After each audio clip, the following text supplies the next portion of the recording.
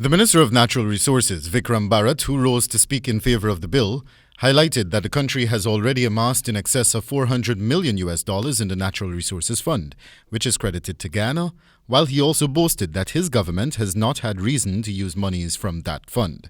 To date, we would have completed 7 lifts, which is equivalent to 7 million barrels of oil, equating to over $400 million, which now sits in our Natural Resource Fund. Bharat also proffered that the bill will help improve the lives of Guyanese by making way for the much-touted gas-to-shore energy project being undertaken by the current administration.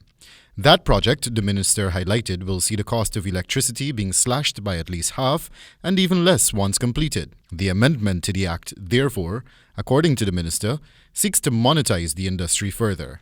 The amendment today, Mr. Speaker, seeks to further monetize the oil and gas resources. It further seeks to ensure that there is greater transparency and accountability within the sector as promised by the People's Progressive Party Civic Administration.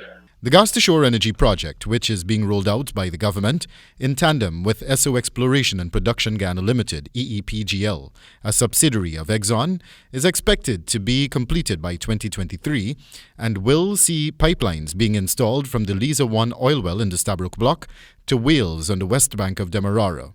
It is expected to rack up a cost of over $900 million and has a lifeline of approximately 25 years, according to the Vice President, Bharat Jagdeo. Opposition Member of Parliament, Sherwin Holder, who rose to speak against the bill, stated that even though the minister is speaking about improving the lives and livelihood of citizens, this is far from the truth. When you read the propaganda on this bill, you might actually believe that it is aimed at making people's lives better, when in fact it is quite the opposite.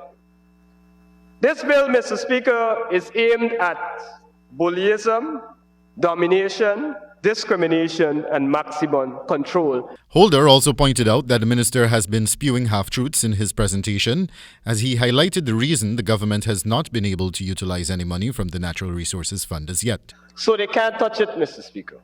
They can't touch it without our involvement, without parliamentary oversight and civil society. Thank you.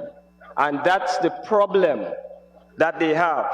Section 52 of the Petroleum Act of Ghana prohibits any operator in the oil and gas sector from using certain lands, such as the foreshore, near burial grounds and railways, etc., without consent from the president of the country or the owner of those lands. The amendment to that section of the Act will now allow the operator, EEPGL, to lay pipes in the designated area of the project and other areas outlined. Reporting for the HGP Nightly News, Wendell Badrie.